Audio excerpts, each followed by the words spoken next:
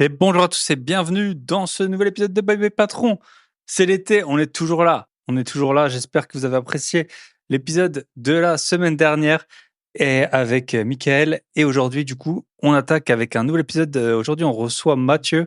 Mathieu, il a un parcours assez atypique. Il a été le deuxième employé de Tesla Europe. Donc, c'est assez rare de voir déjà un employé de Tesla. Alors, le deuxième, il a été nomade digital. Il a bougé notamment en Asie. Et aujourd'hui, il est installé à Barcelone et il va nous parler d'investissement en Allemagne et en Espagne qu'il a pu faire, et plus précisément à Berlin quand il y résidait, et maintenant à Barcelone. Et notamment, il va nous raconter que les taux bancaires à Barcelone, ils sont bien meilleurs qu'en France, ce qui est assez étonnant. Ils sont carrément en dessous des taux de la Banque centrale. Donc, très intéressant.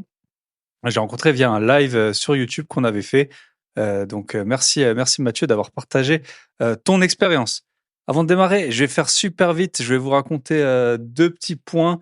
Le premier, c'est qu'en fait, j'avais des concierges pour deux logements il y a quelques temps. Ça fait plus que 2 ans. Et en fait, on avait embauché des personnes qui étaient mauvaises, mais en fait, c'était les seuls de la ville. Donc, en plus précisément, ils étaient à distance, mais ils s'occupaient de cette ville. Et vraiment, c'était la cata. Donc, on s'est vraiment fâché avec eux parce qu'en fait, j'avais pas de réservation et je leur disais tout le temps, vous êtes trop cher, vous êtes trop cher. C'est eux qui avaient la main mise à l'époque sur les prix. Et bon, je les ai virés rapidement, hein, au bout de 3 4 mois. Et là, en fait, c'est marrant parce que j'ai reçu, donc ça fait plus de 2 ans que j'ai changé. J'ai reçu un appel de la. En fait, il passait par une société annexe. Je vais pas la citer parce que je pense qu'on a vu que c'est pas quitté en bon terme.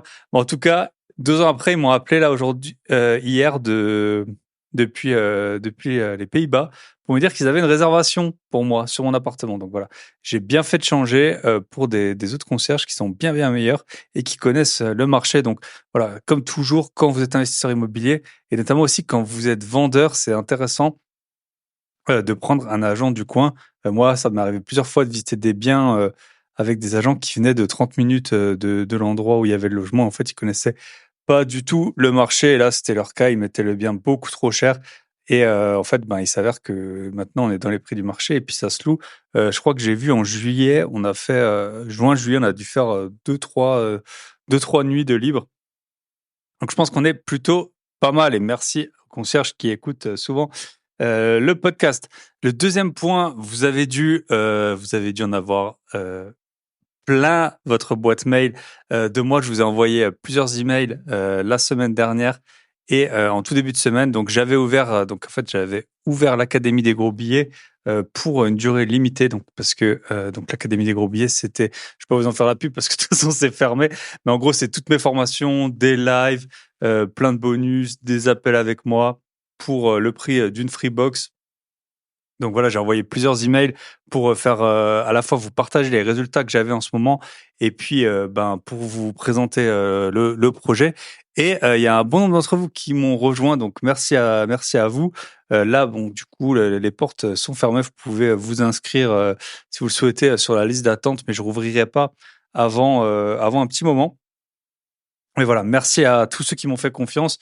Donc, pour info, si vous venez de nous rejoindre, on a fait un bon live sur être ultra productif. Vous avez un replay sur le sujet. J'ai fait une nouvelle vidéo sur la négociation, le principe que je trouve le plus important dans la négociation. Donc, vous l'avez dans l'Académie des gros billets. Et pour l'IA, je vous ai présenté l'IA la plus puissante du moment, qui s'avère en plus être gratuite et tous les usages qu'on peut faire de sa puissance, qui est bien supérieure à celle de ChatGPT. Donc, merci à tous ceux qui m'ont rejoint. Franchement, ça fait chaud au cœur. Et là, je suis en train de mettre en place ben, la communauté pour laquelle on va pouvoir échanger. Mais je réfléchis pas mal à la forme que ça doit prendre. J'hésite entre un Telegram, alors que j'en ai déjà, un WhatsApp Business, éventuellement un groupe Facebook ou alors directement sur le site de l'académie. Je sais pas encore, mais je vais faire ça rapidement et je vais m'en occuper rapidement. Donc voilà, bah, pour une fois, ça a été rapide, hein, ça a été rapide. Sinon, bah, tout se passe bien, hein, les projets, les appartements sont pleins. Je suis toujours dans ma phase d'achat là, donc j'attends toujours le compromis. Et bah voilà, on va attaquer avec Mathieu. Je vous souhaite une très bonne écoute et on se retrouve de l'autre côté avec Mathieu. Et bonjour, bonsoir. Aujourd'hui, on fait un aller-retour pluie-soleil. On est avec Mathieu. Donc Mathieu, on a un podcast privé. Je pense que vous le savez, j'en parle assez régulièrement. Et de temps en temps, on fait des appels de groupe. Et Mathieu, il était sur l'appel de groupe et il nous a expliqué son acquisition récente en Espagne. Et ça avait l'air super intéressant à des conditions qu'on voit nulle part ailleurs, je pense. Et donc aujourd'hui, on va parler avec Mathieu immobilier en Espagne, immobilier en Allemagne, et puis de plein d'autres sujets.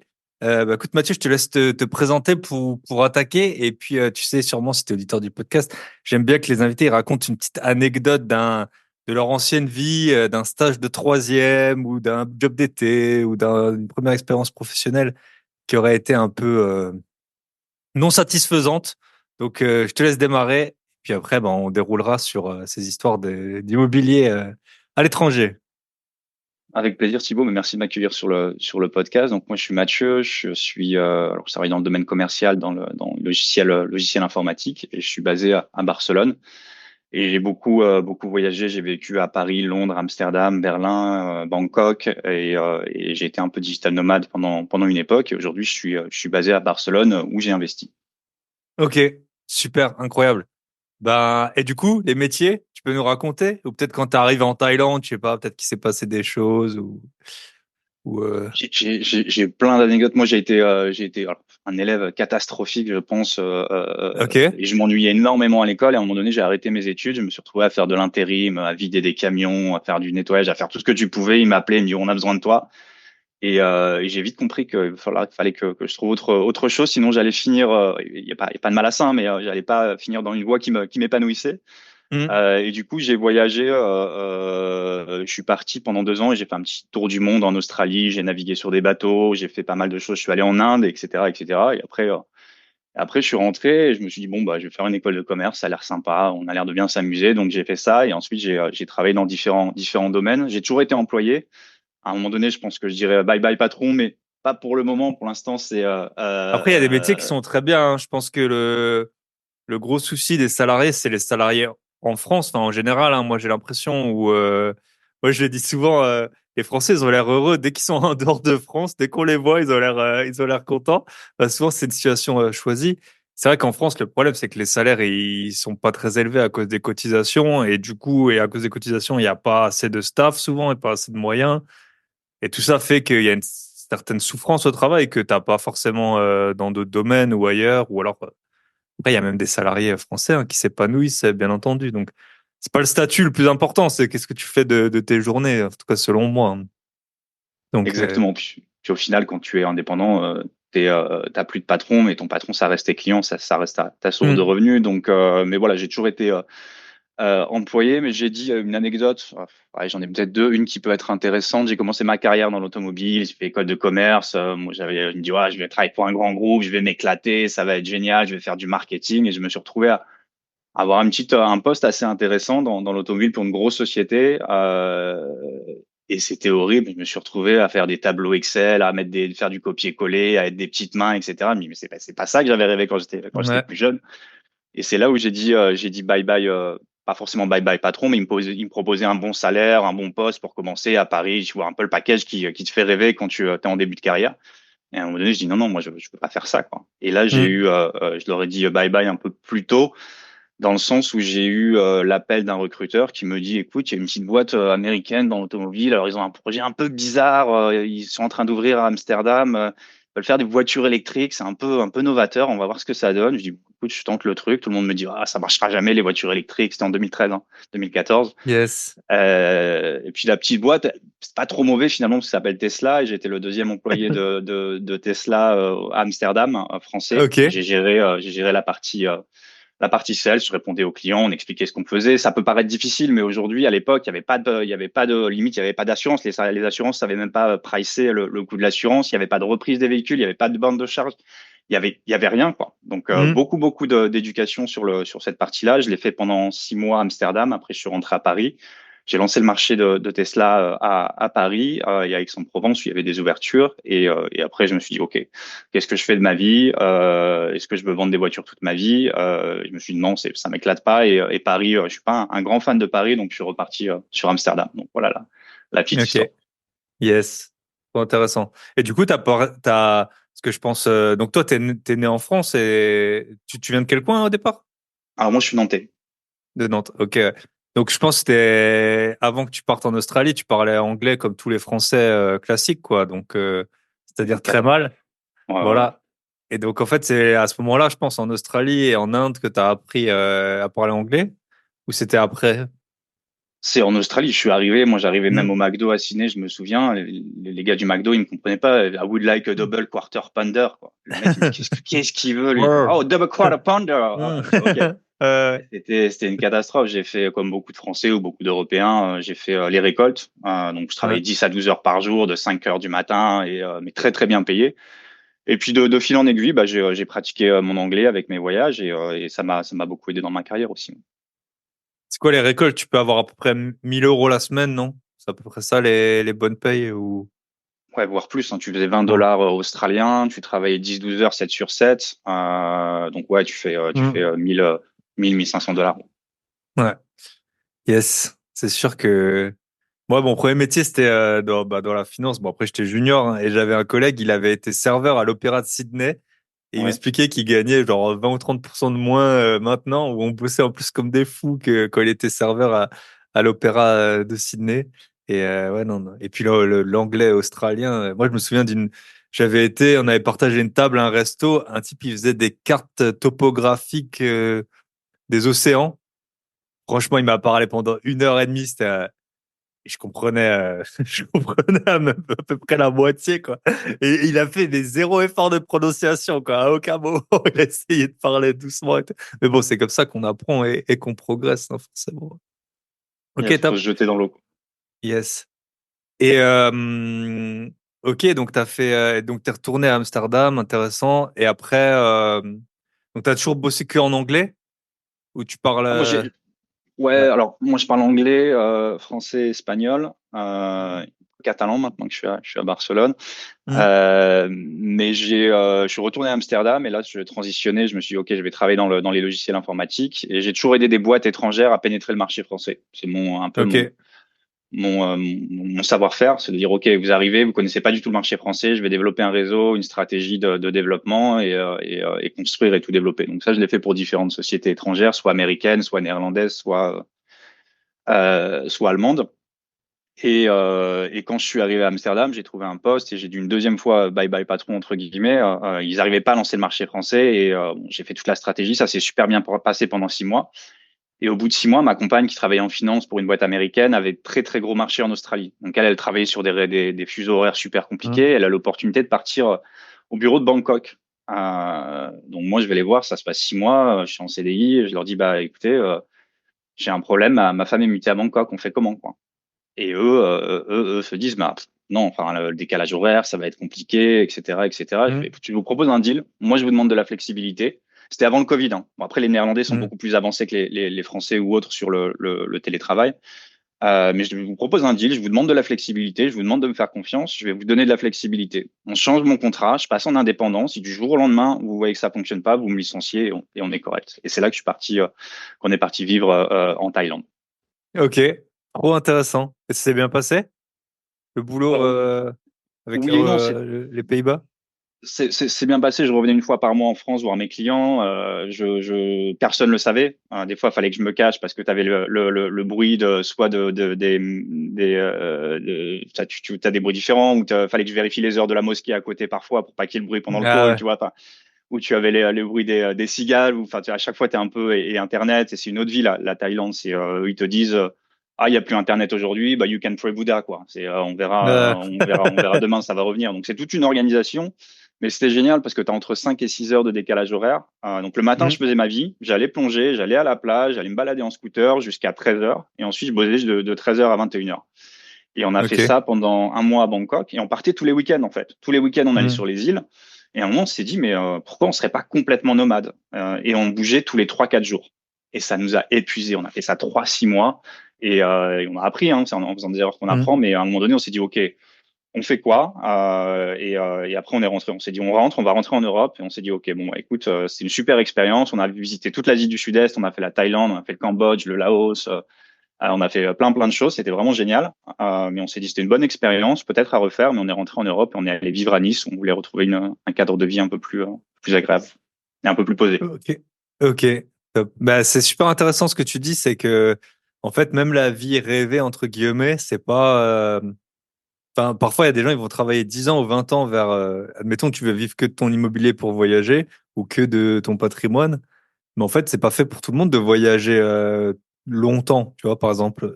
Enfin je sais que moi c'est pas du tout. Moi je voyage beaucoup, mais je voyage pas longtemps parce que au bout d'un moment, j'ai envie enfin, de rentrer, d'avoir tout qui fonctionne, ton net qui fonctionne, ta douche qui fonctionne, voir tes proches, voir le truc. Donc c'est vrai que encore vous avez fait ça vite quoi. Tu t'es dit bon bah vas-y, on va essayer d'être nomade et puis on va voir comment ça se passe. T'as des gens ils vont peut-être passer 10 ans ou 15 ans pour ça et puis en fait ça leur convient pas. Donc ouais, si vous avez un objectif, c'est un bon conseil je pense de d'essayer de voir ce que ça fait en vrai quoi, même temporairement pour pas chercher, chasser une chimère pendant toutes ces années. Je crois le Exactement. pire, alors ça n'a rien à voir, mais c'est les profs. Je crois ils ont des systèmes de points. Ils sont remplaçants, et après ils peuvent dépenser tous leurs points pour être dans un établissement précis. Et en gros, tu fais all-in et si ça se passe mal, t'es foutu parce que t'auras plus jamais assez de points et tout. Donc ouais. Voilà, donc c'est essayer d'avoir un avant-goût en tout cas. Ok, super. Et de Nice, comment t'as donc là t'avais c'était toujours pour la boîte néerlandaise Ouais, c'était ou toujours donc c'était plus simple. Puis à Nice, c'est le très ouais. gros aéroport, donc j'allais un petit peu Mhm. partout pour le perso et pour le pro. Et après, j'ai bien développé le marché. En général, ce que je fais, c'est que je développe le marché pendant 2 3 ans. Je recrute des équipes, je les forme et je m'en vais. Et après, je refais ça dans d'autres boîtes. Ok. Et on a eu une opportunité. On s'est dit où est-ce qu'on veut aller vivre. À l'époque, moi, je voulais pas aller forcément en Espagne. Je sais plus pourquoi, mais je me suis dit non. Je passais beaucoup de temps en Espagne ou à Barcelone quand j'étais plus jeune, et c'était compliqué aussi. Parce que j'avais l'habitude de dire, pour chaque degré que tu gagnes, c'est un cas de salaire en moins, quoi. Tu vois, c'était compliqué avant le Covid de bien gagner sa vie en Espagne. Il y avait pas, et Yes. alors qu'aujourd'hui, dans mon industrie, peu importe où tu sois basé, ils ont tellement de difficultés à recruter. Aujourd'hui, nous, les Allemands, les Néerlandais, on les trouve que en Espagne, en Italie ou en Grèce ou au Portugal. Tu ne peux pas recruter des mecs qui font de la prospection enfin, c'est super compliqué pour recruter des Allemands. Donc, tu vas aller chercher là où ils sont. Et tu as plein de boîtes qui te permettent aujourd'hui, c'est des sociétés comme Deal notamment, qui te permettent d'avoir un contrat local. C'est une société de portage, ça existe depuis longtemps, mais ça s'est démocratisé depuis le Covid. Et tu as Ok. un contrat local en fait, et tu peux bosser de n'importe où dans l'Union européenne. Donc, tu as un contrat. Si, admettons, moi j'habite en Espagne, je veux embaucher un Allemand, j'arrive pas à l'embaucher en Allemagne. C'est ça le concept, hein. C'est ça. Et du coup, j'en trouve un qui est parti au soleil. On dit souvent le Majorque, là, c'est le. Je sais plus combien il y a de laine, là, 12 ou 13. Non, c'est le 13e laine d'allemand, là, ou je sais pas quoi, là, ils Ouais, disent. les Landers, ouais. Ouais, ouais. Ouais, ouais. Et du coup, ok, donc tu embauches un Allemand avec un contrat espagnol qui habite en Espagne, avec un salaire un peu à mi-chemin, je pense, entre l'Espagne et l'Allemagne, c'est ça? Oui et non, Voir, si c'est tendu, si c'est des développeurs, ils vont avoir un ouais, salaire allemand. Parce ouais, que ok, voir. t'as pas le choix, quoi. Ok, ok, super, très intéressant. Donc voilà. Mais tu as quand même investi en Allemagne, alors que ça, cette opportunité, entre guillemets. Mais c'est vrai qu'en fait, on se rend pas compte dans les métiers tendus. Moi, je connais des gens d'un peu partout en Europe, et des payes de personnes. Ben, il y a le Nico de Pologne, là, il est assez connu sur les. Enfin, je l'avais vu en vrai. Il est un peu connu sur les réseaux. À Budapest, en Roumanie, en Bulgarie, si tu veux, des personnes qui sont formés dans un secteur. En fait, le problème, je pense qu'il y a eu, tu me confirmeras peut-être, c'est qu'il y a des industries, notamment en France ou en Allemagne, je pense, ils se sont dit, ben, on va tout délocaliser à un endroit. Donc, tout le savoir-faire, il a été perdu en Europe de l'Ouest, en gros. Et après, bah, tôt ou tard, bah, les gens d'Europe de l'Est, ils demandent les mêmes payes parce qu'il n'y a plus aucune concurrence et on a perdu complètement, entre guillemets, la main-d'œuvre en Europe de l'Ouest. Donc, ok, intéressant de savoir ça. Ok, et du coup, en Allemagne, tu es arrivé comment? Alors, on a une opportunité pour bosser pour une boîte et on s'est dit, écoute, on va aller. C'était pas forcément l'Allemagne, tu vois, c'était Berlin qui nous tentait. On s'est dit, soit on va vivre à Barcelone et à l'époque c'était pas l'idée, soit on va à Berlin, soit on va en Suisse. La Suisse, ça nous paraissait cher et pas forcément le plus cool entre guillemets, même si tu as des bons salaires. C'était difficile d'acheter en Suisse. Et on avait ce projet d'achat immobilier. On s'est dit, Hmm. écoute, Berlin, c'est génial parce que l'immobilier il y a une bonne opportunité. L'Allemagne, c'est la première économie. Même si demain il y a une crise, ils ont du cash, ils sont très peu endettés. Donc ça dit, OK, c'est stable, on va là-bas. On a des bons postes et comme ça nous permet d'investir. Donc on a loué un appartement pour 6 mois. On a cherché à acheter et on a trouvé un bien au bout de 3-4 mois et on a acheté un premier bien. C'était un test. On voulait pas non plus trop investir. On s'est dit, OK, on fait un plus petit investissement dans l'idée de le louer de toute façon sur le long terme. Et puis derrière, on a eu un enfant et on s'est dit, OK, on va prendre un autre appartement, un truc un peu plus qui nous correspond plus, mais qui est peut-être un moins bon investissement en termes de rentabilité. Ok, donc tu as acheté un appartement pour vivre dedans, c'est ça? Exactement. Et après, tu l'as gardé pour acheter un On, second ou tu l'as vendu? non, on a vécu 1 an et demi, 2 ans dedans. Ensuite, on l'a mis en location et on en a racheté un deuxième où Ok, on a vécu 1 an dedans et après on est reparti en Espagne. ok. Ah, bah, très intéressant. Et c'est vrai que les prix à Berlin, bon, je pense qu'ils ont bien augmenté depuis cette époque-là, mais longtemps, ils étaient vraiment très peu chers par rapport aux autres capitales européennes, alors même que bah, c'est entre guillemets, le pays le plus riche d'Europe, ou en tout cas enfin voilà, la première économie européenne. Et ils étaient beaucoup moins chers qu'à Munich, hein, longtemps, non? Les prix, je sais pas si tu connais un peu le Ouais. marché allemand. Ouais, Ça reste moins cher. Il y a 10-15 ans, tu étais à 1 000 € le mètre carré pour dans ouais, la capitale du pays le plus riche d'Europe. Donc, je dis, c'est une c'est distorsion du marché, incroyable. quoi. Et Ouais. là, tu es monté à 4, 5, 6 000. À Munich, tu vas être à 8, 9. Enfin, ça dépend. Ouais. Je crois qu'en moyenne, tu dois être à 4 500, 5 000 à Berlin et plutôt vers 7, 8 000 à Munich. Et tu te dis, ouais, bah même 4 500, 5 000, si tu compares à certaines villes françaises où les prix sont complètement envolés, ça reste entre guillemets pas trop cher. Donc tu peux nous expliquer peut-être ouais, comment on... Alors j'ai plusieurs questions sur l'immobilier allemand. La première question, tu prends celle que tu veux dans l'ordre. Comment on trouve des biens, enfin comment on se renseigne? Après, je suppose qu'on visite beaucoup. La deuxième, est-ce qu'on peut lever de l'argent à la banque? La troisième, euh, les impôts, les frais de notaire et tout ça. Tu peux nous raconter un petit peu? Ouais. Alors, les particularités, je dirais, de l'Allemagne ou même de l'Espagne, c'est que tu vas avoir des législations locales en fonction des Länders, des autonomies, enfin des Ok. régions. Donc, ça, c'est la première chose. Le processus de recherche, il est assez similaire à la France. Tu as ImmoScout, qui est l'équivalent du Boncoin, et tu as quelques sites où tu vas avoir pas mal d'offres. Et à l'époque, on n'était pas encore, on avait quand même bien monté sur les prix. Là, je crois que le premier appart qu'on a acheté, on était aux alentours de 4 000 € le mètre carré. Mais il y avait encore pas mal de biens. Et ce qu'il faut savoir dans la mentalité allemande, c'est que un des pays où il y a le moins de propriétaires. Ils n'ont pas cette notion de comme en Europe du Sud ou comme en France où ok, il faut que je pense à ma retraite, je jette le locataire, c'est jeter de l'argent par les fenêtres. Ils ont moins cette mentalité. Ils ont vraiment une mentalité de locataire. À Berlin, tu as 15%, ça a un peu évolué, mais 15% de propriétaires. Ok. Donc, et il y a eu aussi beaucoup d'investisseurs, alors soit des fonds d'investissement, des très gros groupes comme Hmm. Deutsche Von, je sais plus les noms en tête, mais deux gros groupes qui ont énormément de Vovonia, là, biens. c'est connu aussi. Enfin, des boîtes comme Exactement. ça, même côté.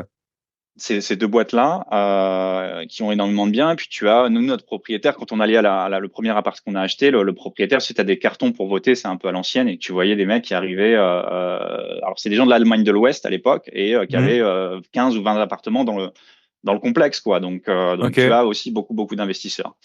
Et donc pour rechercher, c'est assez simple. Alors moi je parlais pas un mot d'allemand. Ma compagne parle elle allemand, mais je parlais pas un mot d'allemand. Mais avec Google Translate, tu te débrouilles et puis de toute façon c'est toujours les mêmes mots qui reviennent.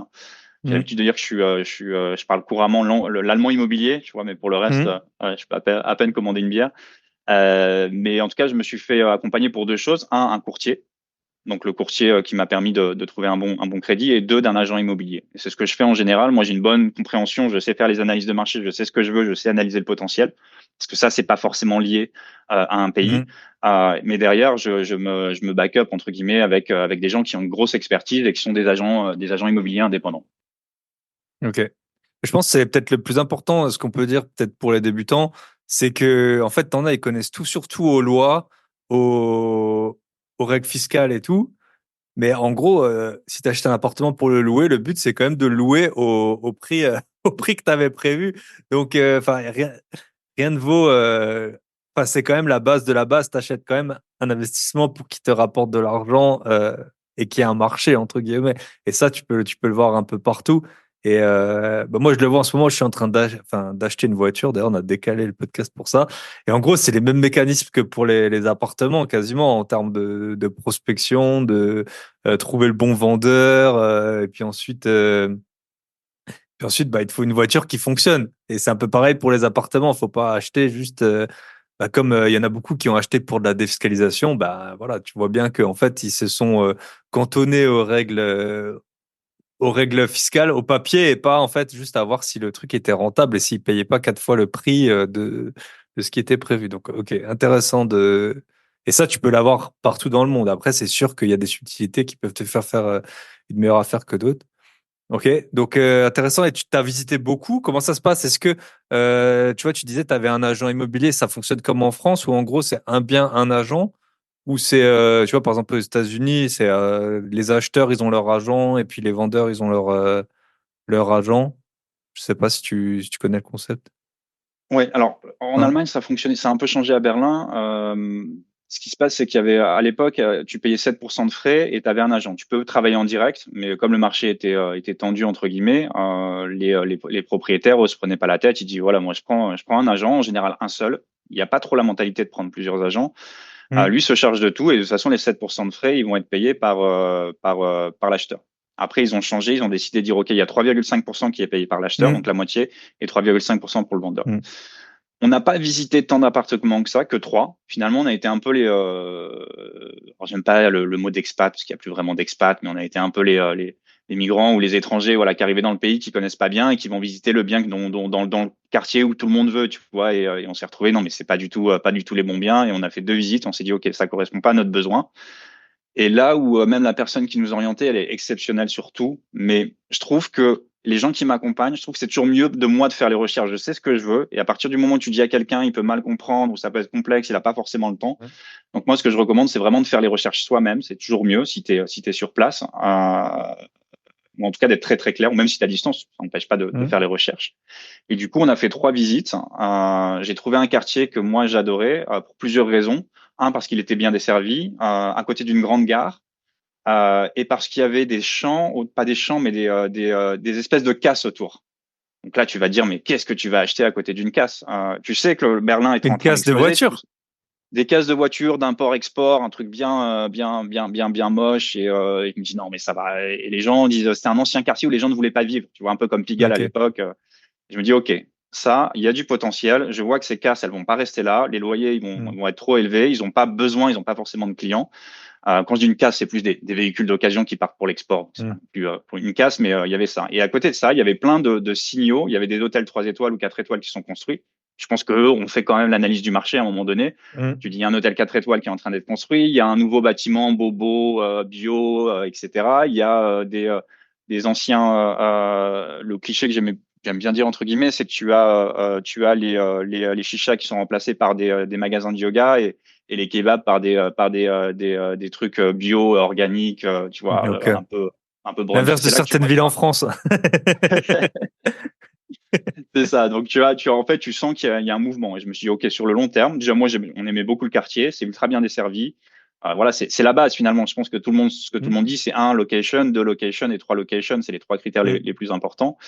Et on voyait que le quartier prenait beaucoup de valeur. Et là où il y a les cases, justement, le gouvernement a dit non, on va supprimer tout ça et ça va devenir un quartier un peu plus résidentiel et on va faire un gros projet. Donc sur Ok. le long terme, même sur le moyen terme, c'est une prise de valeur qui est quand même super, super énorme.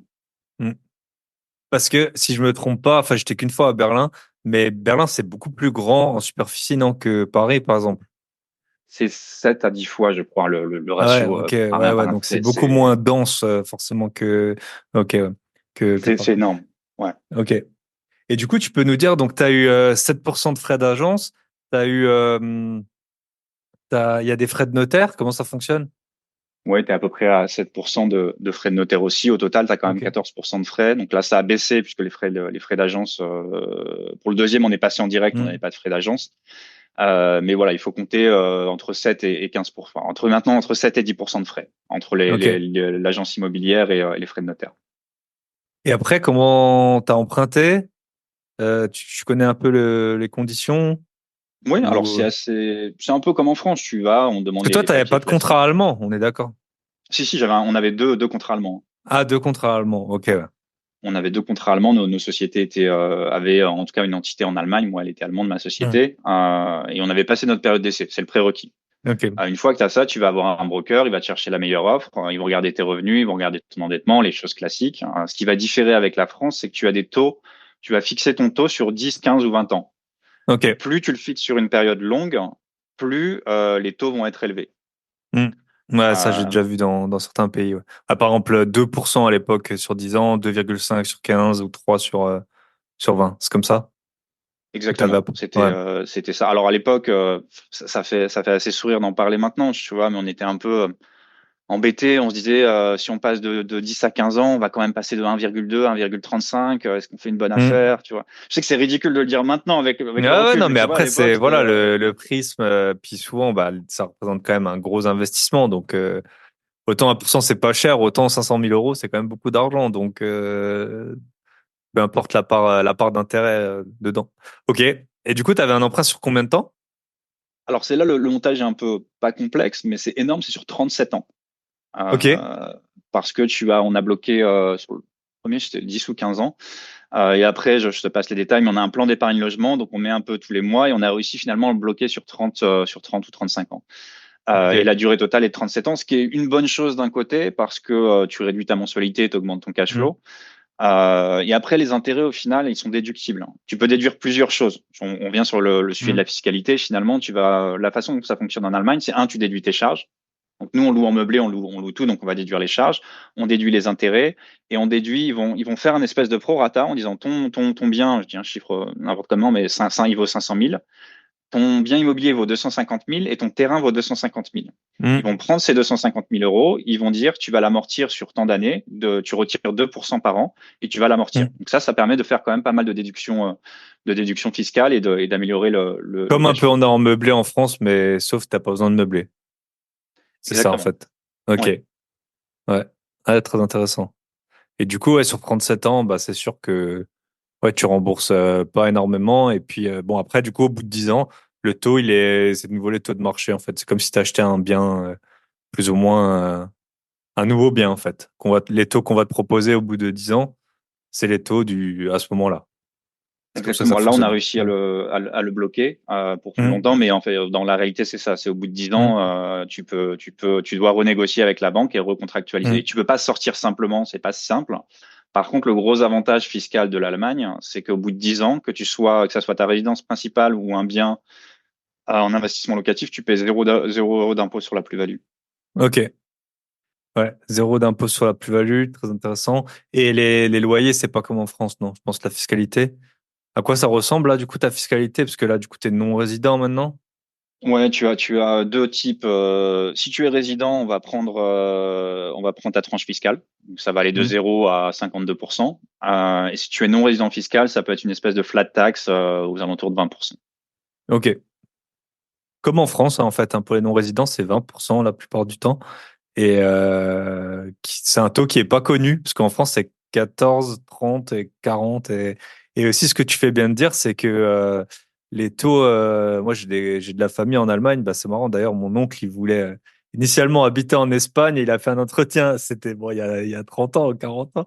Et puis, il avait fait un entretien en Espagne, et puis c'était une boîte allemande. Et le gars, il lui avait dit, bah écoute, l'Espagne, c'est bien pour les vacances, mais l'Allemagne, c'est mieux pour travailler. Et du coup, il habite en Allemagne. Et donc, j'ai des cousins allemands. Et c'est vrai qu'il m'avait raconté les taux d'impôt en Allemagne. Et ça, contrairement à ce que en France, il y a en tout, on reste les champions hein, des impôts. Mais Ouais, les impôts sur le revenu en France sont assez faibles. Hein, si vous regardez des comparatifs de taux par rapport aux autres pays. Et ben là, tu te dis en Allemagne, 52% au maximum. Bah voilà, c'est plus que les tranches les plus élevées. Et c'est là où la Suisse, par contre, c'est intéressant parce qu'un de mes cousins, il habite en Suisse, un des cousins allemands. Et là, bah, c'est sûr que non seulement tu es mieux payé, en plus, je crois qu'il a que 15% d'impôts ou je sais plus combien c'est.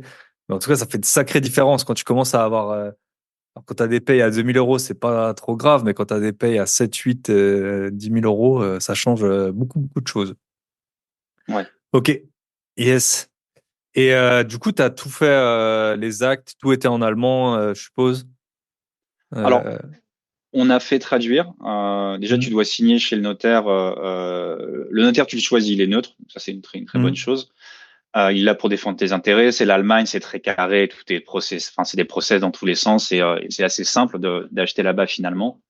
On avait un traducteur. En fait, ils vont lire toutes les pages et t'as un traducteur qui lit super rapidement en même temps qu'il va traduire en live, quoi. Et si tu as des questions, tu l'interromps, mais on a juste payé un traducteur, ça a coûté 150 euros et on a traduit en anglais, pas en français. Je crois que c'était en anglais ou peu importe. Mais voilà, et tu dois, parce qu'ils doivent s'assurer, c'est un des, que ça soit à la banque ou que ça soit chez le notaire, ils doivent s'assurer que tu comprends ce que tu signes. Donc c'est pour ça qu'il y a l'obligation d'avoir un traducteur si tu parles pas couramment la langue. Trop intéressant. Bah, en France, il en faudrait parfois pour traduire le contrat bancaire du français vers le français qu'on C'est ça. comprend. Maintenant, il y a ChatGPT, hein, vous pouvez lui donner dedans et puis vous pouvez lui dire explique-moi avec des bullet points parce que j'ai rien compris. Mais ouais. Et puis très très vite, enfin moi ce que j'avais constaté c'était que l'allemand et l'anglais ça se ressemble quand même beaucoup, hein, enfin pas dans l'accent mais si tu regardes les mots ils sont assez similaires en fait. Et puis très vite je trouvais que le Google Translate il fonctionnait plutôt.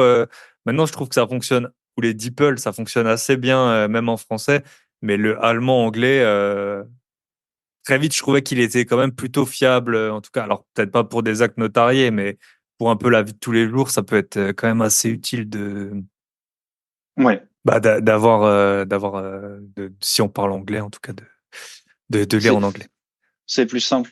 Déjà, tu utilises DeepL, c'est une société allemande, donc ils sont très calés là-dessus. Et il vaut mieux toujours traduire de l'allemand à l'anglais, c'est toujours une meilleure traduction. Et de toute Mhm. façon, comme tu l'as dit, enfin, limite en français, des fois on comprend pas ou c'est du charabia, donc c'est Mhm. jamais simple.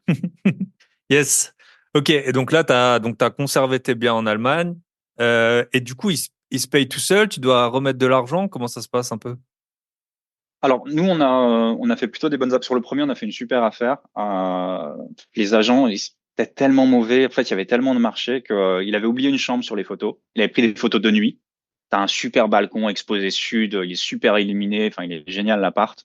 Il est pas très beau d'extérieur, mais après c'est l'Allemagne, enfin Berlin. C'est pas non plus l'architecture la plus belle, ou pas toujours la plus belle. Mais en tout cas, il est super bien agencé. Tu as deux chambres. Il fait 60 mètres carrés. Et nous, on le loue. Tu as trois modes de location en Allemagne ou un peu comme partout. Tu fais de la très courte durée. Alors, c'est très compliqué à gérer à distance. Puis, il faut des licences et c'est pas forcément possible à Berlin. Ils ont mis des règles restrictives. Tu les loues minimum entre un mois et 12 mois. Et là, c'est de la location temporaire où tu les loues sur le long terme. Nous, ce qu'on fait, c'est de la location entre un mois et 12 mois. Je les loue 12 mois. Et une fois par an, je vais le 1er juillet, je vais à Berlin et je reprends les nouveaux locataires et je fais l'état des lieux et je reprends des Ok. Et locataires. c'est quoi? C'est des expats qui arrivent ou des choses comme ça ou pas forcément? Exactement, c'est des gens comme nous qui arrivent. En fait, quand tu arrives, en plus en Allemagne, c'est compliqué. Tu as ce qu'on appelle le Schufa, c'est un document qui indique que tu pas de dette, etc. Et si t'es pas là-bas, si t'es pas enregistré, quand tu arrives dans une nouvelle ville, t'as pas les documents qu'il faut, t'as pas forcément le temps, tu veux pas forcément passer une semaine à chercher des biens. En moyenne, il y a 120 personnes qui vont visiter un bien à Berlin en ce moment. Donc pour Ok. faire la queue, c'est compliqué. Alors tu as une deuxième solution, tu as des sites qui s'appellent Wonderflat, Housing Anywhere ou d'autres où tu tapes location Berlin. Tu réserves en ligne et en 3 clics, tu réserves, tu envoies Comme ton contrat de Airbnb en fait travail. un peu. Exactement, et tu réserves un appart pour 3, 6, 12 mois. Nous, on avait fait pour 6 Ok. mois et ensuite on a acheté. Mais tu as beaucoup de gens qui le font pour 12 mois. Ensuite, ils connaissent le marché, ils sont sur place, ils ont tous les papiers, tous les justificatifs et ils peuvent aller louer un appartement sur le plus long terme s'ils le souhaitent. Ok. Trop intéressant. Et et ces sites ils fonctionnent qu'en Allemagne ou s'ils fonctionnent parce que je sais que même en France, ce serait une bonne opportunité, mais je sais pas trop où chercher ce type de locataire, en fait. Alors, tu as Wonderflat, qui est un truc allemand que moi j'utilise un peu moins, parce qu'ils prennent quand Hmm. même 10% de frais. Sinon, tu as Housing Anywhere, qui est un truc néerlandais, mais qui fonctionne super bien à Berlin. Je sais pas s'ils sont en France, faudrait regarder. Mais en tout cas, Wonderflat s'est lancé à Paris. Et tu vas Ok. trouver ce type de profil. Typiquement, tu mets Rent Flat Berlin ou Rent Flat Amsterdam. Tu fais la recherche en anglais, tu verras les Hmm. 5-10 premiers sites. C'est des sites Ok. qui fonctionnent comme ça. Ok. Trop intéressant. Ben, merci pour le tips. Et du coup, ça se paye tout seul. En fait, ce qui se passe, donc ils vont booker. Toi, tu reçois le premier loyer qui est séquestré par l'intermédiaire. Donc ça, c'est une sécurité pour les deux parties. Ensuite, 2-3 jours avant d'emménager, il te paye le loyer, enfin, il te paye le dépôt, il te paye la caution, et ensuite tu vas louer. Et, si ton appartement est bien, bah, il y a pas de raison qu'il y a rien à faire, en fait, Ouais. finalement. T'as juste à attendre. Alors, il y a toujours des problèmes de fuite d'eau, il y a les classiques, hein, Mm. mais ça se gère. Et même à distance, tu vois, c'est assez drôle parce qu'on me pose souvent la question, mais comment tu fais à distance? Mais en fait, moi, je suis pas plombier, je suis pas électricien, je sais pas Bien changer une sûr. fenêtre.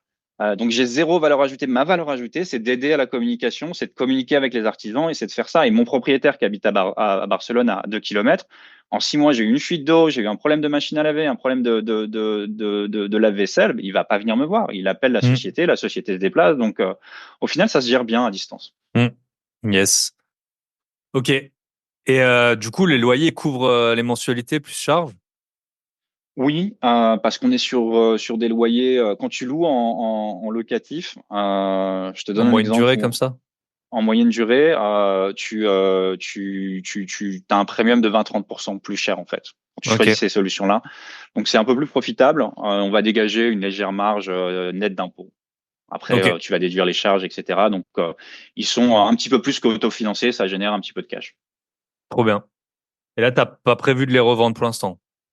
Non, parce qu'il y a la notion de. Ah, déjà, on est attaché aux D'amortissement. apparts. Tu vois, le premier, c'est le premier appart qu'on a acheté. Tu vois, il y a un Mm. côté sentimental aussi, au-delà du côté investisseur. Et puis, tous les mois, on rembourse des mensualités. Donc, l'idée, c'est de les garder au moins 10 ans pour pas payer de taxes sur la plus-value. Ah Le oui, marché en plus. allemand a légèrement baissé aussi. Il a pris un peu. Après, sur le premier appart, on a dû prendre 30 ou 40% en 2 ans. Donc, c'était énorme. Mais voilà, nous, on veut les garder. On veut que sur ton finance. On veut Mm. que ça génère un petit peu de cash, idéalement, pour mettre de côté s'il y a besoin de faire des travaux. Et puis, on va les revendre dans 10, 15, 20 ans, je pense. Yes. Trop bien. Et t'as pas prévu d'en racheter, par contre. Maintenant que t'es plus sur Alors, place et tout, c'est compliqué. T'as pas de revenus en plus. c'est ça, la complexité, c'est il faut sortir 50% d'apport. Donc aujourd'hui, Mm. en tant qu'investisseur, on essaie de maximiser le cash flow. Mm. Donc ce qu'on a regardé avant de faire notre acquisition en Espagne, c'est est-ce qu'on peut acheter en Allemagne? Oui, techniquement, mais il faut sortir 50% de cash. Et les taux étaient encore plus élevés en Allemagne qu'en France, c'était un peu encore plus compliqué. Mm. Deux, c'était est-ce qu'on peut investir en France? Et au final, ça nous paraissait pas la meilleure chose. On nous demandait un petit peu plus d'apport en tant qu'étranger, en tant que non-résident Mm. français. Et en Espagne, ils te financent au maximum à 90%. Donc là, on a réussi à avoir un prêt à 90% et les taux sont ultra bas par rapport aux autres pays. On est à 2,85 sur 30 ans. Donc on n'aura jamais ces conditions et il y a un potentiel si tu veux, il y a un potentiel de plus-value qui reste quand même important. C'est des investissements quand tu investis à Berlin ou à Barcelone qui sont patrimoniaux. Tu vas pas sortir un cash flow comme si tu Mm. achetais un immeuble de rapport à Perpignan ou je ne sais où. Mais voilà, nous, on parle de gros billets, tu vois, dans le podcast. Nous, c'est pas que Mhm. les gros billets, c'est la bonne balance, c'est la liberté, Bien tu vois. sûr. C'est OK, on veut investir, on préfère sortir un peu moins de cash tous les mois, mais pas être Mhm. embêté. C'est plus, Oui, c'est plus ça l'arbitrage. oui. Ok. Et du coup, en Espagne, donc là, tu es en train d'acheter un bien. C'est ton premier bien ou t'en avais déjà? C'est mon premier bien. Ok. C'est mon premier bien. On va dire que c'est une résidence principale. C'est toujours mieux de dire ça. On va y habiter. C'est une résidence principale. Mhm. Et voilà. Est-ce que sinon les taux d'intérêt sont plus élevés, le financement est moins important? Ils te financent pour des résidences secondaires ou investissements locatifs, ils vont te financer à 70%. Ouais, il y a Euh, beaucoup de pays où, parce qu'en France, c'est pas vraiment clair en fait. Il y a des pays où c'est vraiment clair, où il y a un peu comme le HCSF on a eu en France pour les 35%. Il y a des pays où ils disent ben si c'est pour habiter c'est tant 90 là comme tu dis. Et je l'ai vu aussi dans d'autres pays. Et puis si c'est pour louer ben c'est 70 ou. Ok, Exactement. intéressant. Et donc là, tu as trouvé un appartement, tu nous disais, c'était hyper bien placé hein, à Barcelone, j'étais 2, 3 fois, de ce que tu as pu nous dire. Et c'est quand même rentable. Oui, alors ça va l'être. On l'a acheté l'appartement. En fait, ça a pris un peu de temps. Pour faire l'histoire courte, c'est que j'ai regardé le marché pendant 6 mois l'année dernière. J'avais pas forcément. Il fallait qu'on attende qu'on ait une première déclaration fiscale. Tant que t'as pas une Ok. première déclaration fiscale, même si tu gagnes 1 million, ils s'en foutent. Enfin, c'est comme les indépendants. Ils vont dire non, il nous Hmm. faut ta première déclaration fiscale. Et derrière, on peut te financer. Ou alors, ils nous auraient financé qu'à 70%, ce qui n'était pas viable pour notre projet. Donc, j'ai regardé pendant 6 mois, 1 an, etc. Le mec typique qui regarde mais qui fait rien. Et je me suis dit à un moment de faire arrête de faire ça, tu Hmm. vois, arrête de. À un moment donné, je me suis dit, résolution de nouvelle année, 1er janvier, je fais, c'est quoi, c'est fini, arrête de faire ça, va visiter. C'est comme ça qu'on met le marché, fais Mhm. ton réseau, développe du réseau, visite, c'est comme ça que tu vas apprendre. Donc j'ai commencé comme ça, même erreur qu'à à Berlin, je commence à éviter les trucs d'expat un peu, ce qu'ils appellent les aticos avec les terrasses, les trucs pourris, que même la banque veut pas financer parce que on te dit que ça fait 120 mètres carrés, et en fait ça en fait que 70, enfin, Mhm. Il y et a des beaucoup trucs de pays où super il n'y a pas de loi compliqués. Carrez, hein. S'il y a bien une loi qui est utile en France, c'est la loi Carrez. Et en France, tu l'as pour des biens à 1 000 euros le mètre carré. Et tu as des pays où l'immobilier il coûte 5 ou 10 000 euros. Et puis, il y a pas de. Le mesurage, c'est les agents IMO qui le font, quoi. Et quand on voit les due diligence qu'ils Ouais. mettent en place, souvent, tu vois, comme tu disais, il avait oublié une chambre. Et ben voilà, on peut pas trop s'y fier. Donc, ok. Et du coup, tu as ça. Donc j'ai commencé à faire des visites. J'ai fait que 3 visites et je visite un bien. J'étais pas encore trop mature, tu vois. Je voulais voir le marché. Et un Mhm. bien dans un quartier où je voulais pas trop rechercher parce que c'était cher. Et je tombe sur ce bien. Il y a des locataires. Je le visite. Il était à 370, je crois.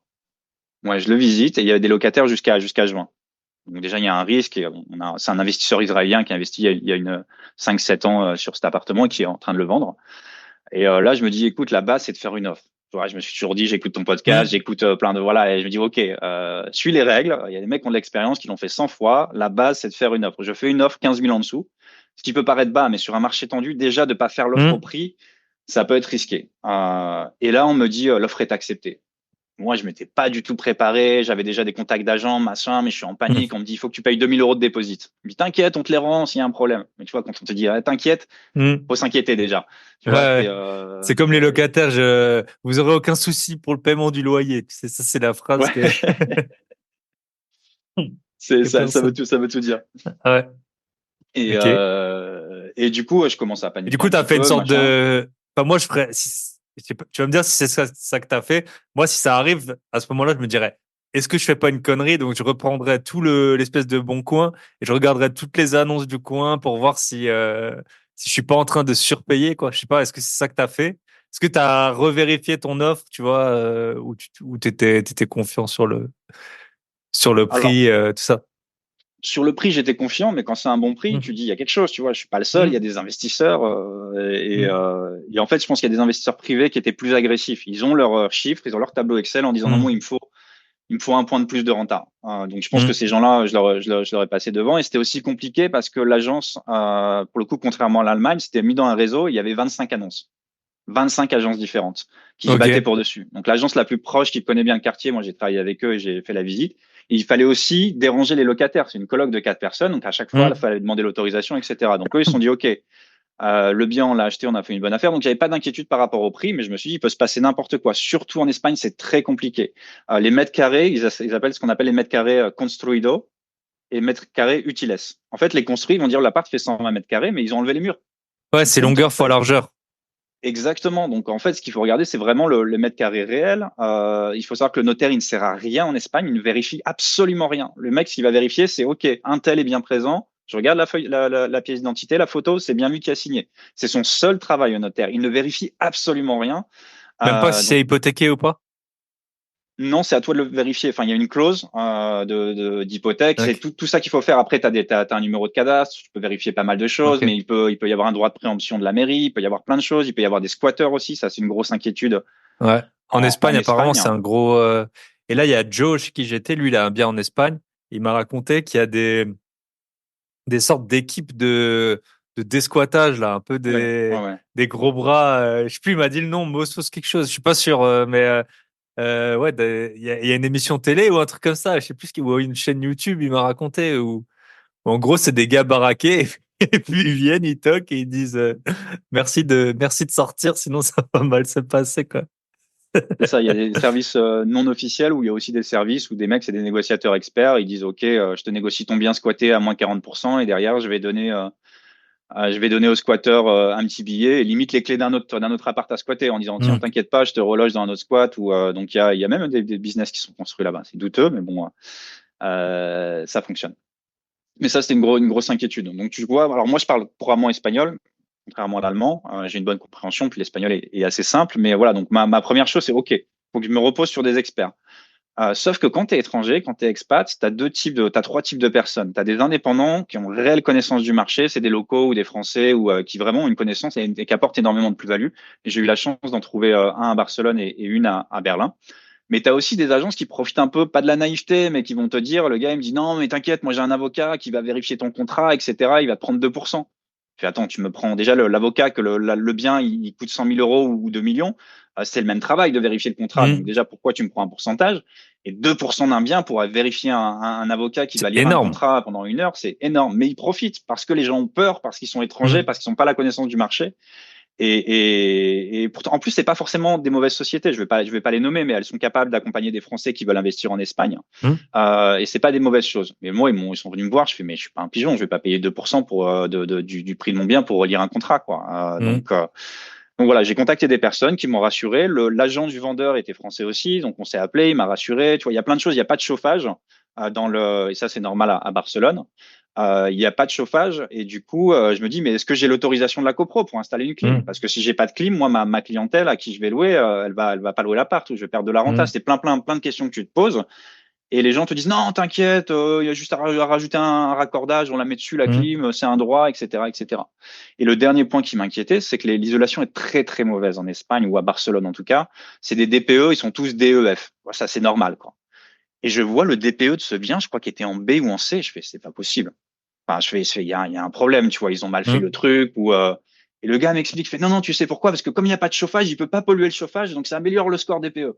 Bah ouais, ça fait moins d'émissions, hein, forcément. Exactement. Donc c'est un peu la blague du truc. Mais pour la petite histoire, c'est un bien qui a apporté. Alors il y a eu le franquisme en Espagne. Je vais passer les choses, mais à cette époque du franquisme, il y avait beaucoup de maîtrise du gouvernement. Ils ont construit des immeubles pour des salariés. Et ça s'est fait pareil. Je sais, je parlais avec un ami qui me parlait je crois que Peugeot le faisait à une époque à côté de Poissy ou à côté d'usines. Ils construisent des immeubles où ils vont loger leurs employés. Et du coup, cet appartement-là, il est ultra bien entretenu. La copro est ultra clean parce que c'était un ancien bâtiment pour les employés de la Poste. Et il y a toujours eu une bonne chose. Ce qu'il faut savoir aussi quand tu achètes en Espagne, c'est que les copros sont pas forcément bien maintenus. C'est là l'avantage de l'Allemagne, par exemple. Les mecs vont toujours mettre des fonds dans la copro. Il y aura jamais de levée de fonds. Tout est planifié, tout est structuré, tout est carré. En Espagne, c'est ouf. D'où on sort les 100 000 pour le ravalement de façade. On attend qu'il y ait les problèmes et on les règle. Et parfois, c'est des investisseurs, parfois c'est un héritage, ils veulent pas investir. Donc ça peut, tu peux trouver avec des copros qui sont pas en très bon état et et avec une espèce de dette que tu vas devoir payer un jour ou l'autre. Ok, et quand tu achètes le bien, ouais, tu peux avoir la dette de l'ancien propriétaire, c'est ça? Il n'y a pas Ça, de. En ouais, France, tu as l'état daté où en gros, la copro, elle exactement, règle ça. Et ouais, ok. exactement.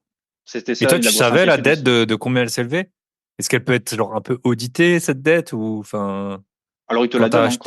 quand tu la demandes, Ok. mais sauf que avant de réserver et de payer les 2 000 euros, on me dit on te la donnera après. Je fais non, moi je veux prendre une décision parce que même s'ils te disent les 2 000 euros, on te les rend, euh, Non, l'argent, une fois c'est qu'il pas est si simple. sorti, il est toujours beaucoup plus dur à récupérer, hein. C'est pour ça, Exactement. essayer de. Et ouais. Bah moi, ça m'est arrivé il y a pas longtemps. J'ai dû payer un séquestre pour la première fois parce que c'est vrai que nous, dans l'Est, on paye pas de séquestre. Et là, c'était avec une agence dont je tairai le nom, mais qui sont très, très, très, très, très mauvais, Mhm. dont un Français sur quatre est client. Ils m'ont dit, vous savez, un Français sur quatre est client chez nous. Bah ouais, sauf que personne décide. Ils sont syndic de copro, ils gèrent des locations. Et puis toi, quand tu achètes un bien, tu t'en fous un peu qui vend, hein, c'est le bien qui compte. Et c'est vrai que du coup, j'ai tout fait pour faire traîner. J'ai tout envoyé dès que j'ai signé le compromis à mon banquier pour qu'il me donne le go avant que j'envoie le séquestre. Et j'envoie le séquestre le dernier jour autorisé parce qu'on sait comment c'est, hein, l'argent une fois qu'il est parti. Et puis moi, c'était plus que 2 000 euros. Donc, yes. Faites toujours attention hein, quand vous sortez l'argent. C'est pareil avec les artisans, hein. Essayez toujours vaut mieux devoir. Je sais que souvent, il y a beaucoup de gens, ils aiment pas devoir de l'argent. Et je peux comprendre, hein. Puis avec vos amis, votre famille, ne leur devez pas d'argent. Mais avec les autres gens, vaut mieux devoir de l'argent que essayer de le récupérer, quoi. Donc, yes. OK. Ouais. Et là, du coup, c'est acheté, c'est loué, c'est. Alors là, c'est loué, mais on a dû attendre. On aurait pu l'acheter si tu veux avec des locataires, mais déjà c'est un risque. Même si des Hmm. étudiants ils vont partir, mais c'est un risque supplémentaire. Et si tu achètes avec les locataires, la banque va dire OK, c'est un investissement locatif, je te finance à Et du coup, 70%. 70%. Ah ouais, OK. Donc on a réservé le bien, enfin on a payé, on s'est engagé. Et ce qui se passe en Espagne, pardon, c'est que tu dois payer 10% du bien. Mais c'est pas sur un compte séquestre. Tu envoies 10% de la valeur du bien au vendeur sur Ok. son compte. Et en fonction des régions, en Catalogne c'est plutôt bien structuré, mais si tu te retires, tu perds tes 10%, même si tu as pas de financement. En fait, la Ok. clause d'annulation du contrat, si tu n'as pas ton financement, elle est standard en Catalogne, mais elle n'est pas standard dans d'autres régions de l'Espagne. Donc, il faut faire super Ok. attention à ça pour les personnes qui s'engagent. Ok. Donc D'accord. là, Intéressant. on attend, on va signer au mois de juillet, on va attendre qu'il parte le 30 juin, on va vérifier qu'il n'y ait pas de squatter, et ensuite on va aller aux alentours du 5, 10 juillet, on va aller chez le notaire et on va prendre possession du bien. Et entre-temps, Ok. on va finaliser l'offre de la banque qui est valable que un mois. On va devoir revalider l'offre de la banque un mois avant, mais il se pourrait que les taux ont plutôt tendance à baisser, donc on aura plus une bonne surprise qu'une mauvaise surprise. Ok. Parce que là, tu nous avais dit c'était 2,85, hein, c'est ça, sur 30 ans. Ouais, en fixe, Ok. ouais. Et tu peux sortir comme tu veux. Tu sais, en France, par exemple, ils sont plafonnés je crois que maintenant, c'est une réglementation européenne qui plafonne les IRA, là, l'indemnité de remboursement anticipé. Tu sais comment ça se passe un peu? Ouais, je pense que tu as raison, c'est européen, parce que c'est comme en Allemagne, c'est 1% par an, je crois, que tu peux rembourser. Quelque chose comme ça. Mais si tu vends, tu peux sortir sans Hmm. frais, mais Ok. tu peux pas rembourser Genre, de si t'as eu un façon continue. bonus ou quoi, ou un Bah, divorce. ouais, Si de t'as toute une façon, grosse rentrée d'argent. Ouais. De faut faire le calcul, mais je sais pas si c'est quand toute tu as façon, des à taux à 2,85, 4-5%, ouais. ouais, voilà, c'est pas, Hmm. c'est moins avantageux. C'est pour ça qu'on se pose pas la question. Ok. Et Et en là, plus, tu penses que ça... tu vas déduire tes intérêts. En fait, dans le but Ouais, d'un bien sûr. investissement locatif, il vaut mieux garder ses intérêts qui vont être Bien sûr. déductibles d'impôts que faire du remboursement. Hmm. Ouais, c'est ça. Tu vois, même en France, là, en ce moment, si tu achètes, admettons que tu as 20 000 euros, tu peux le mettre sur ton livret A à 3%, 22 950 euros, je crois, si je dis pas de bêtises. Et à 3%, mais c'est 3% net. Alors, les gens, ils disent, oui, ça bat pas l'inflation, ni nanana. OK. Mais c'est quand même mieux que zéro. Et à l'inverse, si tu empruntes à 4, ben là, tu pourras déduire. Donc, en fait, l'un dans l'autre, sûrement qu'il vaut mieux garder les 20 000 euros sur ton livret A, d'autant plus qu'en France, tu pourras éventuellement refinancer euh, et avoir les 4 que tu déduis.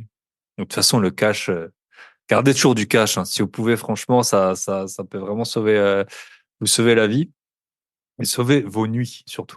Et, Ouais. OK. Et là, du coup, ça va se payer tout seul. Donc, tu as dit que c'était 355 000 que tu vas payer?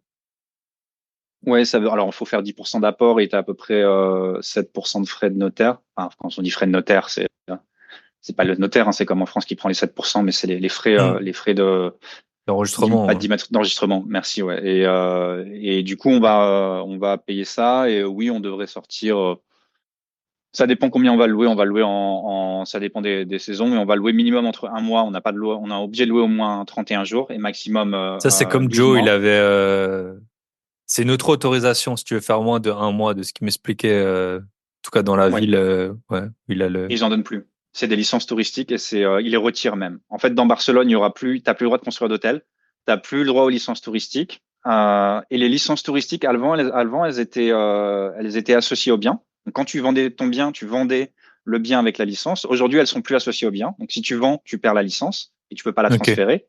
Et ils ont même sorti une loi il y a 2, 3 semaines en disant on va réduire le nombre de licences ok. pour qu'il y ait moins d'appartements touristiques et que les locaux puissent se loger. Se loger, ouais.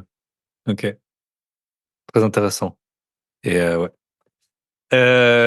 Ok, bah écoute, cool, super. Et donc tu vas utiliser des sites équivalents à Wonderflat, c'est ça que tu m'avais dit? Ouais, t'as Wonderflat, Housing Anywhere, c'est celui que je recommande si vous cherchez à Hmm. louer vos biens ou à louer d'autres biens, parce que les frais sont beaucoup plus bas. Et de toute façon, c'est juste un intermédiaire. C'est une marketplace finalement. Il y a des Hmm. biens, il y a qui met en relation des locataires et des propriétaires.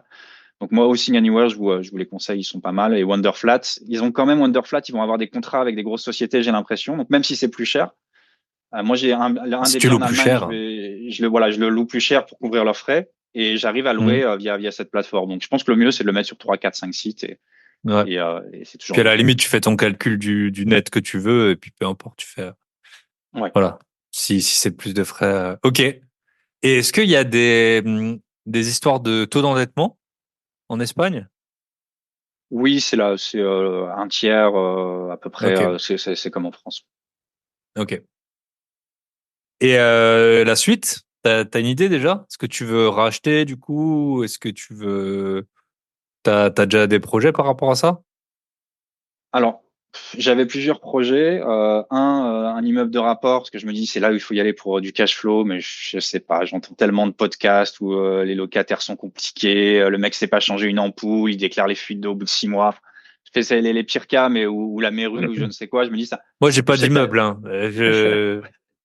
Et il y a plein de bonnes raisons, mais et ça en fait partie.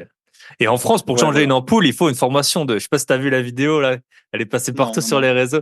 En France, pour changer une ampoule dans une mairie, il faut une formation de 3 jours, pour les culots fins. Et si c'est un culot gros, là, c'est une formation de 2 semaines qu'il faut pour les agents municipaux. Donc, tu vas quand même pas demander à tes locataires de changer d'ampoule. Par contre, c'est un vrai sujet. Une vraie astuce que je vous donne, c'est que si vous avez des personnels de ménage dans vos locations courte durée ou des concierges, normalement, vous pouvez pas leur demander de changer d'ampoule. C'est tout bête, mais d'un point de vue légal, vous pouvez avoir Ouais, des soucis hein, si jamais ils font ça. Donc voilà. ok. Ok. Mais ouais. Et du coup, pour répondre à ta question, non, moi j'ai un projet peut-être devenir un peu plus indépendant sur le moyen terme. Donc j'aimerais ouvrir un coworking space à Barcelone avec pas mal de digital nomades et donc je pense que enfin une maison sur plusieurs étages. Alors il y a quelques pas exactement dans Barcelone centre parce que c'est très cher et très difficile à trouver, mais Mhm. créer un espèce de co-living en fait à Barcelone ou très proche de Barcelone pour accueillir des digital nomades, des entrepreneurs et donc voilà, ça va être potentiellement le prochain achat. Ok. Et t'as envisagé, parce que franchement, je pense que si alors moi, je suis anti-immeuble et je suis aussi anti-maison parce que, enfin, vu que je voyage beaucoup, voilà, je veux pas de maison en tout cas pour le moment. Mais c'est vrai que pour moi, le meilleur plan, en tout cas en France, surtout si tu habites pas dans une grande ville et que tu peux, c'est acheter une maison que tu vas diviser, enfin, où tu vas faire une partie courte durée et une partie où tu vas habiter, hein. Et souvent, des gens ils peuvent se loger gratuitement comme ça. Est-ce que tu as déjà envisagé ça, peut-être? Dans un endroit où Alors, toi t'habites et après faire ton co-living, coworking au-dessus ou en dessous. ouais, sur un plus gros projet, effectivement, là, ce serait sur 4 étages.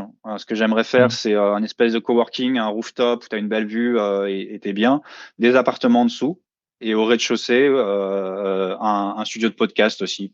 J'adore les Ok. podcasts. Et l'idée, c'est de faire un projet rentable aussi, mais c'est aussi de créer une communauté Mm.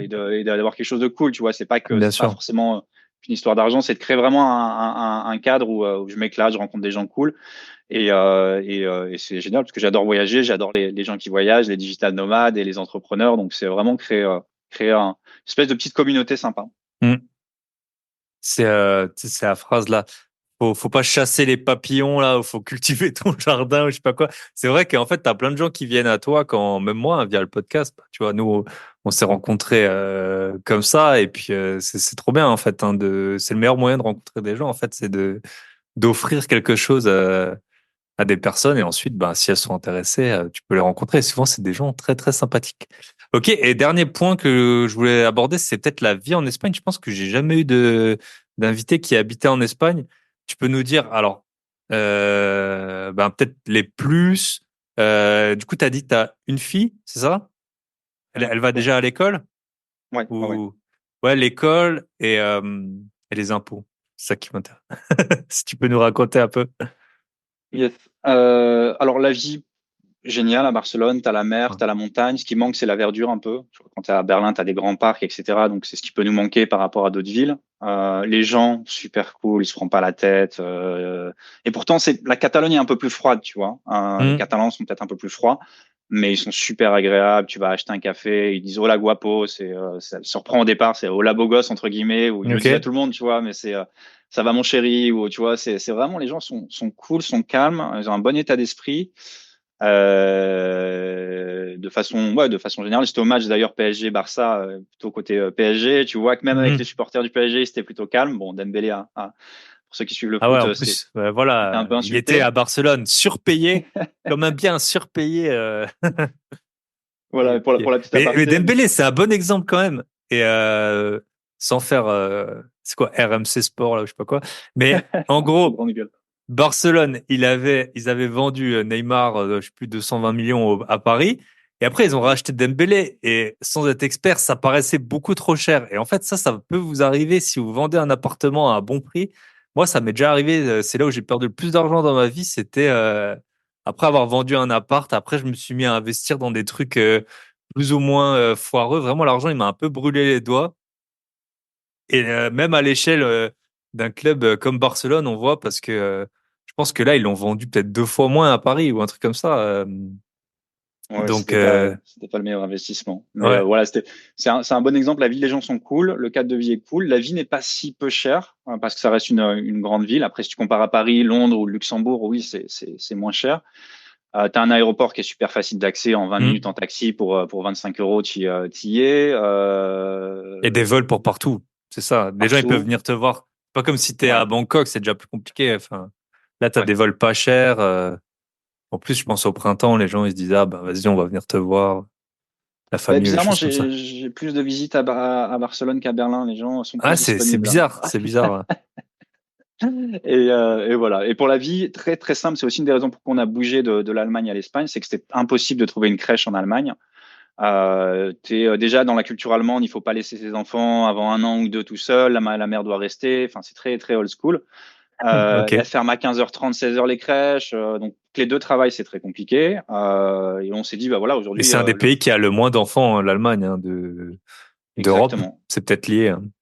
C'est lié. Et ils sont encore en train de restreindre en plus les lois en Allemagne pour c'est encore moins favorable. Donc on s'est dit, ok, on fait quoi? Soit on retourne en France. Et il y a la morosité. Alors je vais pas pour cracher dans la soupe. Hein, je dois beaucoup à la France et j'aime pas les expats ou les personnes à Mhm. l'étranger qui disent la France. Mais il y a quand même une certaine morosité qui moi me convenait pas. Et surtout le fait que tout se passe à Paris, que moi c'est hors de question de vivre à Paris. Donc on s'est dit soit on retourne à Nice, soit on va à Barcelone. Et on a trouvé, j'ai passé un coup de fil, la crèche nous a dit on a une place, vous payez en ligne, c'est réglé. Quand tu sais qu'il faut 3 mois, ou comme tu as dit tout à l'heure, dans certaines villes, ça te coûte un bras et il faut limite postuler, etc., etc. C'était compliqué. Là, on s'est dit, on va en Espagne, on a la crèche, c'est réglé. C'était une crèche française. On a fait faillite au bout de 6 mois, mais on en a retrouvé une autre très Moi, c'est pas simplement. cher alors. Si, c'était, bon, entre 500, les crèches publiques, c'est entre 200 et 400 euros. Les crèches privées, c'est entre 650 et 750. Donc, ce qui est pas excessif par rapport à d'autres pays. Mhm. Donc voilà, et la vie, les impôts, tu payes t'as quasiment pas de taxe d'habitation ou Foncière. taxe foncière, ça n'existe pas ici. Je crois la part que j'ai achetée, c'est 50 balles par mois ou enfin c'est ridicule par trimestre, je crois. C'est 56 euros par trimestre. Donc ça, c'est un gros avantage. Mhm. Et puis les impôts. Si tu as des petits revenus, il y a même pas, par rapport à la France ou à l'Allemagne, ils taxent dès le premier euro. Ça, je trouve un petit peu Mhm. abusé pour les gens qui ont peu de revenus. Et derrière, quand tu as des revenus importants, ils vont taxer, c'est à peu près la même chose que la France. Et tu peux avoir des avantages fiscaux aussi si tu es expatrié. Ok. Bah, top, super intéressant. Et du coup, tu as rencontré, souvent on dit que, puis après on va finir là-dessus, beaucoup de gens qui s'expatrient, le meilleur moyen de rencontrer des gens, c'est d'avoir des enfants, c'est ce qu'ils m'ont dit. Parce que, bon, moi j'ai pas d'enfants, donc je sais pas, mais je pense à la sortie de la crèche ou des trucs comme ça. Est-ce que tu as pu rencontrer des gens facilement? Alors oui, déjà j'avais un petit réseau ou des amis ici, alors des Français, des Italiens, Espagnols, Roumains, enfin un petit peu Hmm. du monde entier, des gens un peu comme nous. Et puis on fait effectivement quand tu es à la crèche, bah tu vas te retrouver au parc, tu croises les mêmes têtes, tu croises les mêmes personnes, et il y a quelque chose qui va arriver à partir de l'année prochaine parce que notre fils il a un petit peu plus de 2 ans, mais à partir de 3 ans, le truc sacré ici c'est de fêter les anniversaires. Et donc du coup, ils sont Ok, 10, 12 par classe et tu dois aller à chaque anniversaire, donc tu vas rencontrer les ok. parents et mais ouais, c'est un très très bon moyen de socialiser et puis de rencontrer aussi des locaux, ce qui est pas toujours simple quand tu quand Quand t'es tu expat. t'arrives pas. Ouais. Yes. Bah écoute Mathieu, ça m'a fait super plaisir. Euh, Qu'est-ce qu'on peut te souhaiter? Que ça continue comme ça, hein. Vous voyez pas la vue, mais moi, bah, on peut le dire, hein, t'as la vue sur la Sagrada Familia quand même. Et pas de loin, hein, c'est pas le petit bout de Tour Eiffel, hein, on voit. Ouais, c'est Ça... une vue agréable, hein. Ce qui est très agréable, c'est déjà que ça soit lumineux, ce qui est très dur à Mhm. Barcelone. Tu as des appartements avec des chambres intérieures où il y a à peine une fenêtre. Donc ça, c'est le, Mhm. le côté agréable. Et puis si tu viens sur Barcelone, on fait un podcast, on peut le faire ici. Yes, Tu vois, il y a un trop peu bien. d'espace. T'es le bienvenu. Je vous avoue, je vais vous le dire, je vais vous le concéder. La dernière fois que je suis allé à Barcelone, on s'est fait virer du Airbnb. La soirée a un peu dérapé. Et donc, mais c'était pas ma faute, hein, c'était pas ma faute. Et c'était du Booking. Si vous savez que vous allez faire du bordel, réservez via Booking, parce que comme ça, ils notent pas Ouais, les voyageurs. Donc voilà. Mais bon, bien sûr, je décline toute responsabilité. Eh ben écoute, ça m'a fait super plaisir. Et puis bah pourquoi pas faire un petit tour en Espagne. Je te souhaite une très bonne continuation et félicitations du coup pour les achats. Puis à très bientôt. bientôt. Bye Merci bye. Thibaut. Et nous y sommes au bout de cet épisode. Et d'ailleurs, j'avais mis un peu de temps à le diffuser, cet épisode, mais nul doute qu'il sera encore pleinement d'actualité. Merci à Mathieu pour son temps et puis pour ses précieux conseils. Si vous voulez d'autres épisodes et que vous les avez pas encore écoutés, j'ai fait plusieurs épisodes sur l'expatriation. Donc, j'ai fait l'épisode d'il y a 2 semaines, Bye Bye Paris, Bonjour Dubaï et Singapour. Donc ça, c'était du 17 juillet. J'ai fait un épisode Investir hors d'Occident avec Ladislas. C'était le 19 juin. Donc, n'hésitez pas à aller les écouter. L'épisode du 17 juillet et du 19 juin, c'est aussi sur l'expatriation. Je vous souhaite une très bonne semaine. Merci encore à ceux qui ont rejoint l'Académie. Prenez soin de vous, de vos proches, de vos gros billets. Et je pense que ça y est, il fait beau. Profitez aussi des JO. Et on se retrouve la semaine prochaine. Je vous lâche pas de tout l'été. À très bientôt. Bye bye.